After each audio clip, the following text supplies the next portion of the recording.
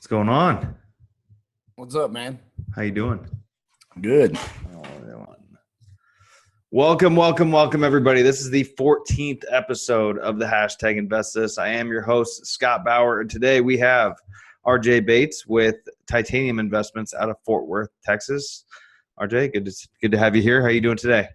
I'm doing fantastic, man. Thanks for having me on the show. Absolutely.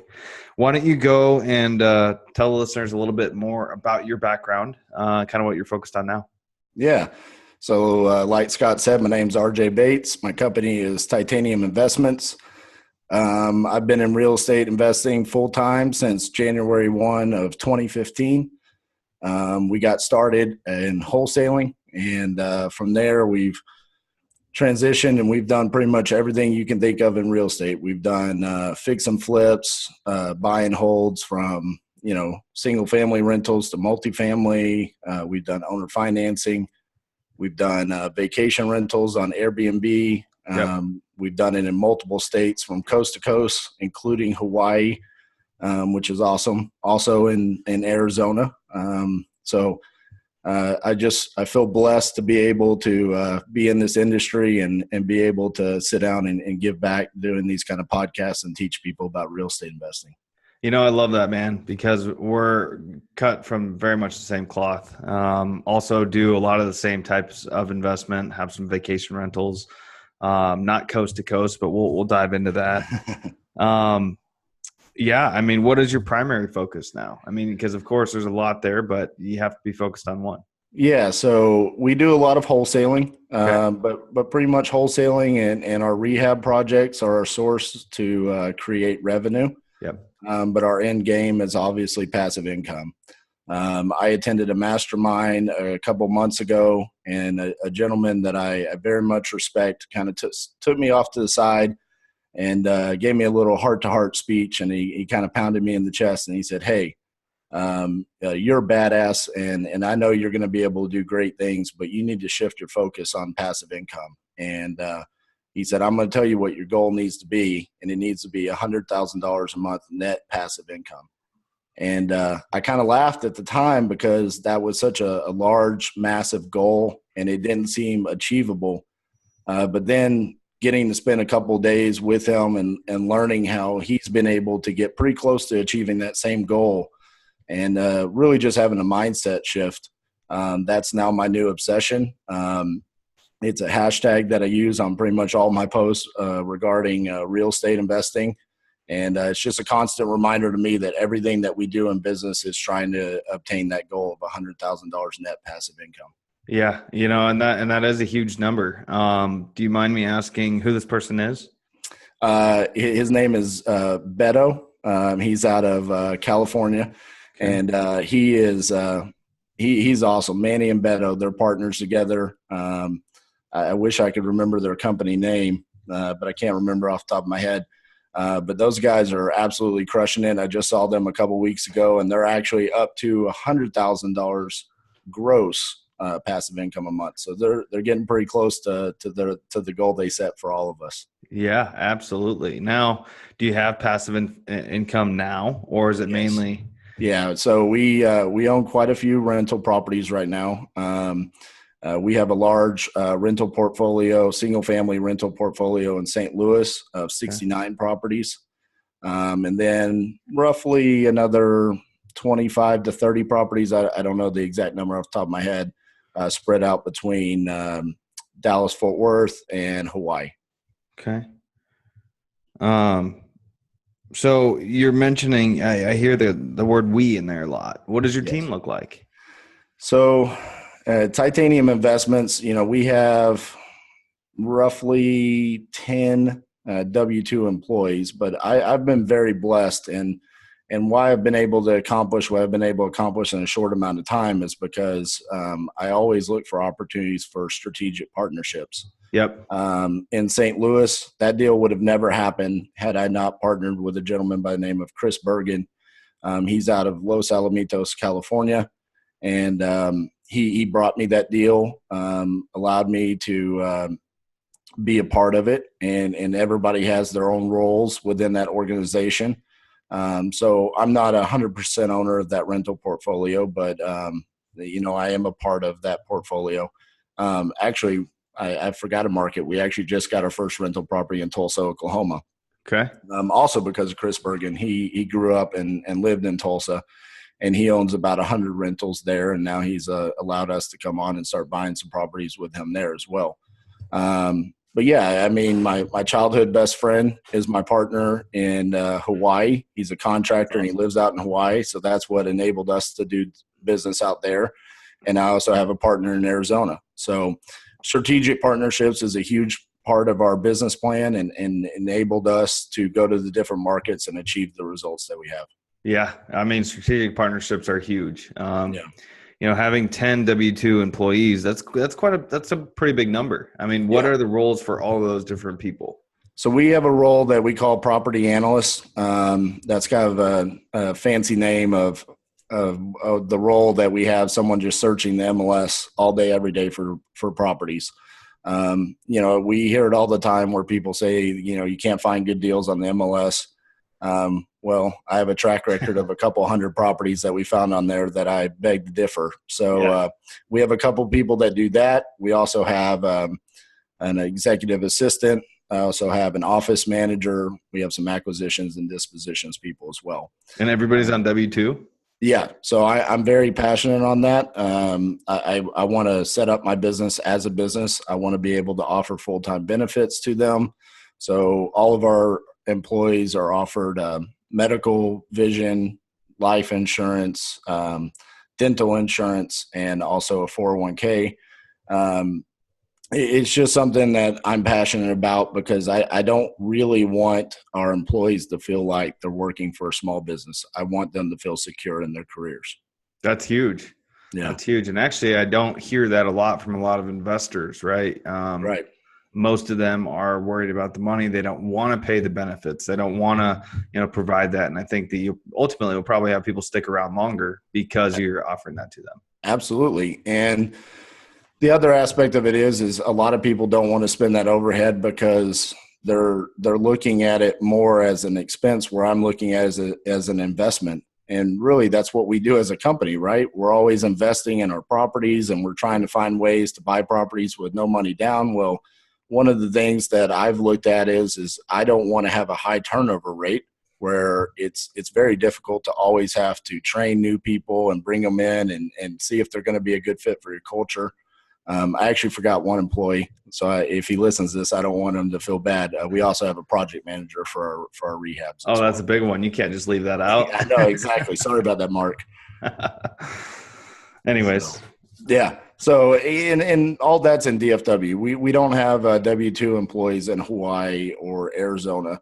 Those are newer markets for us. And right now we're treating that just like we did when we started here in DFW. We're going to organically grow. We're going to start off by wholesaling, doing the one-off flips, and then slowly building the rental portfolio in each of those markets. Definitely. Yeah, I think that's a great way to go.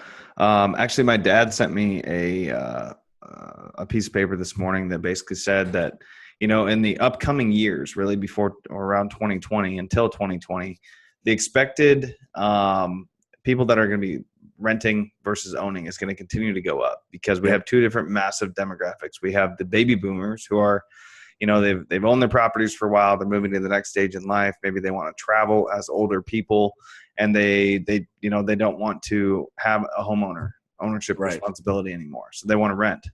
And then you also have the millennials that, we have jobs that are very liquid now. Nothing is really secure. And so they're moving around a lot more, and they don't want to be stuck in one spot. So they also want to rent, which means that it is a prime time to have rentals, right? Exactly. Especially if you're having good rentals and you're a good landlord, you take care of the properties, you take care of the tenants.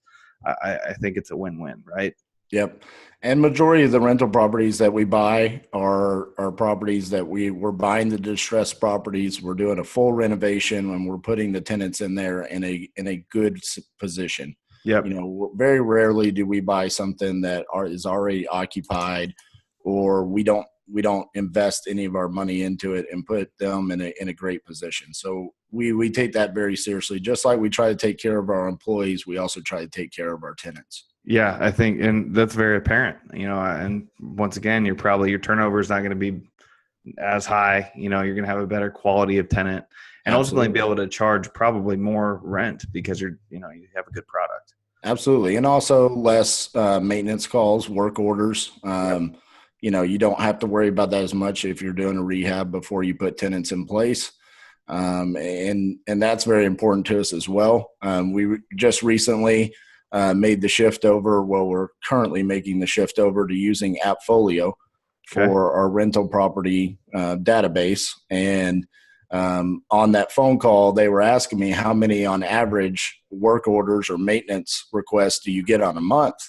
And they actually laughed because I was like, it's probably less than one. And they're like, no, come on, really, how many is it? And I'm like, no, seriously. I mean, we just don't get them that often because these are fully renovated properties when they're moving in. And I haven't owned them long enough. I mean, we've only been doing this 3 years. So they haven't been owned long enough to become in a distressed state. So to have any really deferred maintenance after you've gone in and fixed everything to begin with. So certainly get that. Now, is it I know about AppFolio, but they're a management software. Is that correct? Yes. Okay. Yes. And I highly recommend it so far. It definitely looks like it's one of the best. There is a minimum criteria. You have to have at least 50 properties, but I think if you're going to be moving in that direction, once you hit that, you achieve that level. It seems like the best software so far. Okay. Well, that's certainly good information. Thanks for sharing that. What sounds like it's all single family stuff that you're in now. Do you have any multifamily, or have you ever targeted that type of thing? Actually, it's funny you asked that. I'm going to a mastermind next week in Cleveland with Tim Bratz for his multifamily mastermind. It's definitely something that I want to be moving into. Of course, to achieve our goal, we're going to have to acquire some multifamily. We have been a part of some of them, but it's been more on the wholesale level, never something that we've acquired and taken down ourselves. So that's definitely something on the radar. We've got a couple that we're working on right now in Hawaii. Shockingly enough, of all the markets that we're in, the one that we're going to get our first multifamily deal, it looks like it's going to be Hawaii, but it is what it is. And we look forward to, we're currently in the due diligence period on one of those. It's a small little 8-plex, so we'll see what happens with that. Okay. Well, shoot. I mean, Hawaii, I've seen some of the returns on the vacation rental side, and man, you can just crush it up there. I mean, it's a vacation location, right? So, and let's shift into that. So you'd mentioned that you have some vacation rentals. What does that look like? So I did have some vacation rentals. Okay. I've gotten rid of them. That was not an enjoyable experience for us. The best way that I can describe vacation rentals is you're basically running a hotel, and that's kind of our experience. I mean, it was just constant communication between your guests, all hours of the night. We only owned 4, so we weren't hiring a property management company to help us with those. There were higher returns, but there's also higher expenses. And so for us, it didn't fit our business plan. It was something that we wanted to test out. We tested out with 4 different properties, 4 different locations. And it's just something that I don't plan on doing. I much more enjoy the rental properties, owner financing, things along those lines. Yeah, I get it. I mean, I have some vacation rentals as well, and I did hire a manager because I want it to be a hands-off thing. They're fully furnished. It's a brand new flipped house. Everything is super nice in them. So, but it costs 25% to have a manager manage it, but they're doing everything for me. I literally don't do a thing, just collect checks. And so that's nice. Now, I think location-wise has a lot to do with, how good your vacation rental could be. Yeah, but it's pretty popular. It doesn't have to just be for vacation rentals. It can also be for insurance companies and companies like that you contract with that that is going to have people that they need in temporary housing, right? Yep. So we had a couple of those, and it did work out fairly decent when we had those kind of leases come across our plate, but. That would be my advice. Exactly what you've done is hire a management company, because if you try to self-manage, it can become very burdensome. And well, it's hard. And also too, what I noticed is the prices change literally daily. Yep. Like every day, and even sometimes throughout the day, the prices change. So I don't have time to get on and look at that. I don't, I can't do that. And so it just Right. made sense to hire that out. Yep. So, well, what is the next steps for you? I mean, it sounds like you got a pretty good base of people that worked for you. What's next? What do you want to do?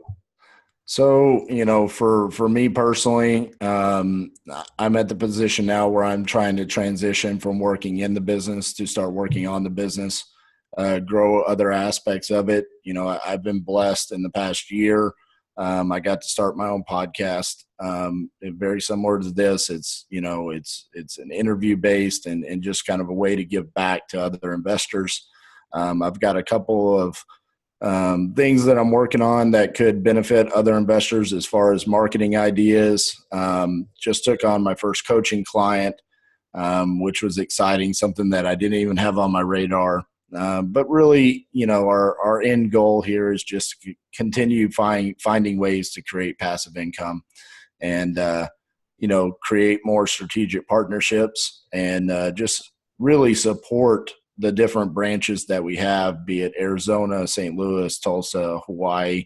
All of the partners that I have there really get in a position where I can step in and just work on the business with those partners and just try to expand what we have established. Definitely. I mean, it's got to be kind of difficult. And talk to me for a minute about that. How many properties do you have outside of Dallas Fort Worth compared to in Dallas Fort Worth? So the majority of our rentals are in St. Louis. So that in and of itself is a little bit odd. But because of my role in that company, I'm actually Titanium Investments is actually going to take on more of like an acquisitions role for that portfolio and for those partners.